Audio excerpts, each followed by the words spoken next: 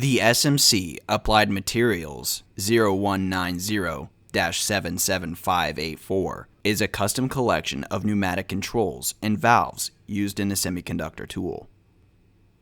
We received this unit along with another one in pieces, with many of the devices disconnected, both electrically and missing air lines. We were able to determine and locate the missing parts and determine the proper connections. The test shown in the video is the air pressure being applied and the electrical interface being activated. As opposed to other air repairs we perform, this particular system is very simple, and we only have to control one part, which is an air regulator using the control bus. Thanks for checking out the video.